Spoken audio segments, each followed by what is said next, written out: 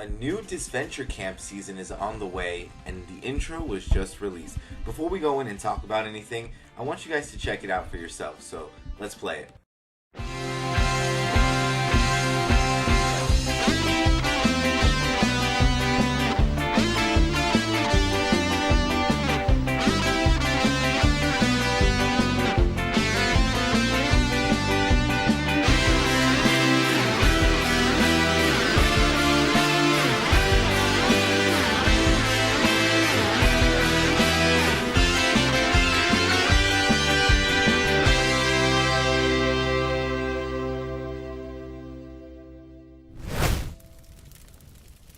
So I kind of want to do a little play-by-play review of the intro, potentially just to see what it is that we're getting ourselves into for the season.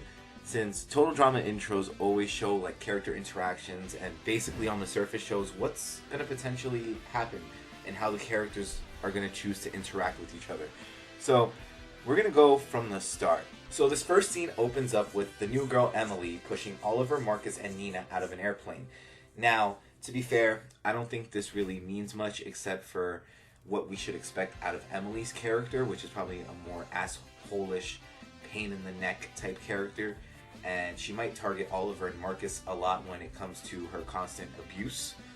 But that's all I can really see because, like I said, she is a new character. We don't know much about her, and maybe that part of her intro is what shows. Next, we get a shot of James and Lake, and James is taking a selfie with Lake, which I think means James probably has an internet following again. He got uncanceled, and also, we never really saw interactions with him and Lake during Disventure Camp Season 2, but I can safely assume that James went back, watched the season, and realized how much Lake was telling Aiden, hey, he's really into you, he likes you, making Aiden see the other side of things. And we know that she did this twice.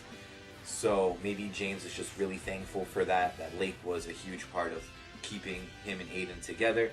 And so that's why they arrived together and he's really friendly with her.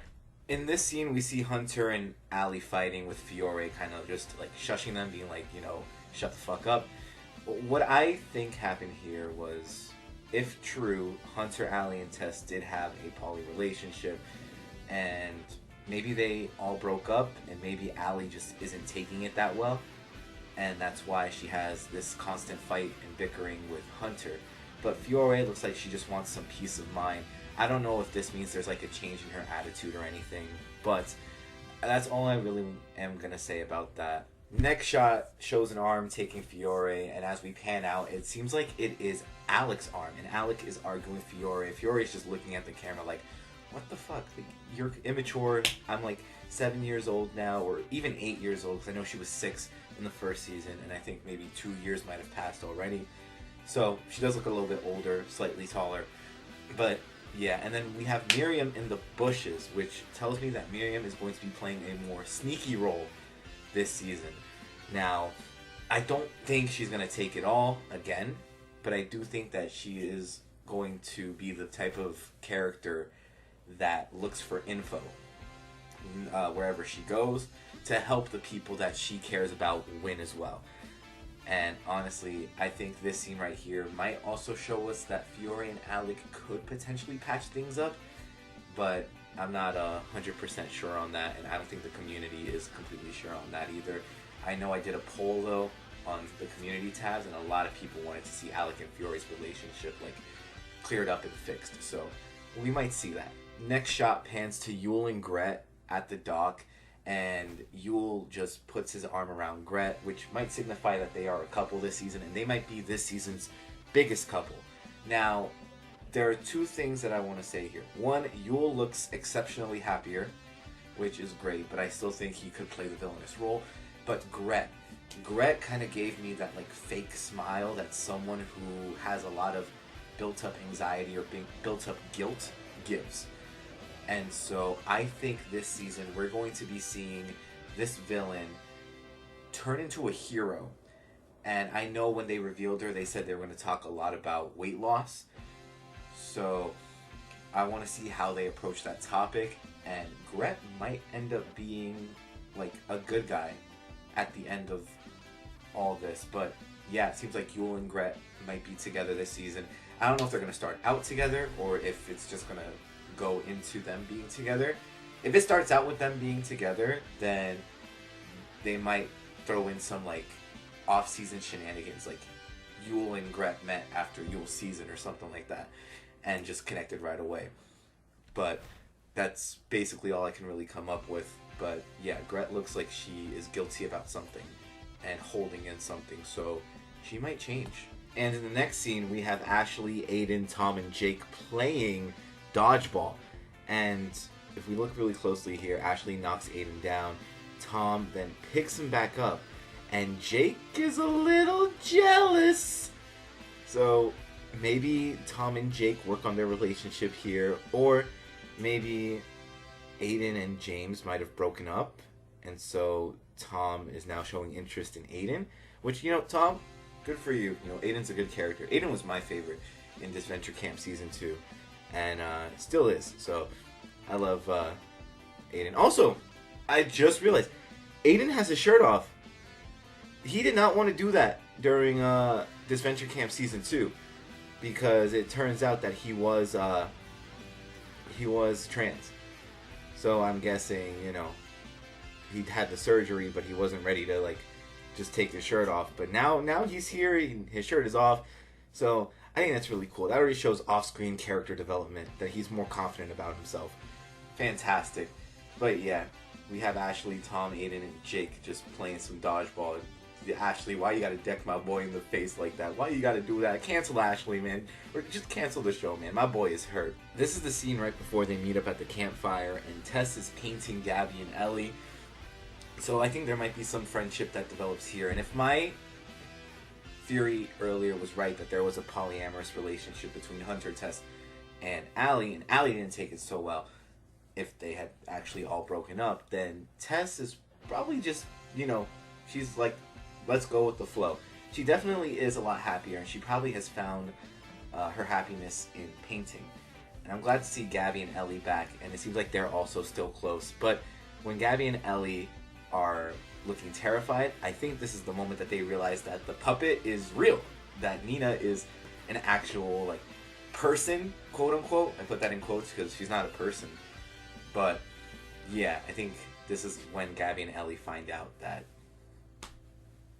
she's alive. So there's that. There is the Wicked Flame transition that they always use, but then we see all 18 competitors walking to the campfire. Now, of course, in Season 1, when the players were split like this, that was because that was the team that they were on. Now, I'm not sure if this was just to enhance and reference the fact that it is Season 1 and Season 2 players, or if it really is going to be like this for the teams, right? Season 1 is going to be an entire team, and Season 2 is going to be an entire team. Now, when we take a look at these characters, I notice a few things. One, James is looking at Aiden, but Aiden is paying no mind to him. This tells me that my theory might have some validity to it, that James and Aiden might have broken up, but James still wants to like reconnect with Aiden, which is probably why he came to the show. On the other side, though, we notice Tom is looking over, and he looks with like those lovey eyes, and Jake is jealous. So that tells me that maybe Tom is now having feelings for Aiden, and, you know, Jake is not having it, so there might be a little rivalry between Jake and Aiden, which is the opposite of what everyone thought. Everyone thought James, Jake, Aiden, and Tom all going to be friends. Nope, there might be like a love triangle or even a love square in this instance. Another thing, too, is if you take a look at Gret, she looks miserable, she looks guilty. Like, she just really just doesn't know what to do with herself at the moment. Which is also just the other thing that I want to get briefly on. She feels guilty about something, and we're probably going to find out what it is when the show starts. I really don't have anything else for this portion. Everyone is just walking up normally, which is cool. It's nice to see the Season 2 contestants also doing the walk-up, so, hey, I like it. But let's move forward. The final scene we have here pans to Connor and Rhea, who I guess is now an official couple. And then we see Crystal with Trevor and Derek. and then we see the Disventure Camp All Stars logo. So for this, I do want to say a few things. One is that it looks like Rhea might be a Bollywood actress again. She might have gotten her way back into the limelight, while also not learning much about what she did towards the end of last season and how it made everyone feel. But, you know, pretty much snarky remarks to the side, I think they're going to try to rebuild her character this season and kind of not turn her back into like the pushover she was, but turn her into a character that can play the game as well as stay empathetic to what's going on around her and the people that she truly cares about. Now, it still stung that Rosa isn't here because I feel like she would have helped that development along, but yeah, I guess so. And also, Derek and Trevor are out of prison. Like, look at that. They're back. They're back. Also, the one thing that I didn't mention throughout this video, which I don't think needed mentioning, because everyone's been talking about it till, like, you know, the horse hits the hay or whatever. Everyone, well, almost everyone has a new design, right? Whether it's major or minor, there are a few new designs all around. We've seen it with Fiore, with Alec, with Gret, with Yule, with Tom, with Miriam, and so on. So, you know, that's a lot to take in. Maybe it adapts into the type of people they are now, you know, kind of growing a little bit. And some people didn't change, like Hunter or Jake or Aiden. Sorry, not Jake. James and Aiden. Jake did change. He has a ponytail now. That's his ponytail. But all in all, I think this is going to be a great fucking season. And I'm glad Crystal is back as the main host and Trevor and Derek are co-hosts. Probably for community service. That's what my guess is going to be after their deforestation attempt. And maybe Jensen comes back. Who knows? Jensen could come back. And, you know, maybe we'll see him, you know, like, he's alive. Maybe he'll give us glimpses into his life now. Without, like, him being part of the story, basically. That's all I gotta say.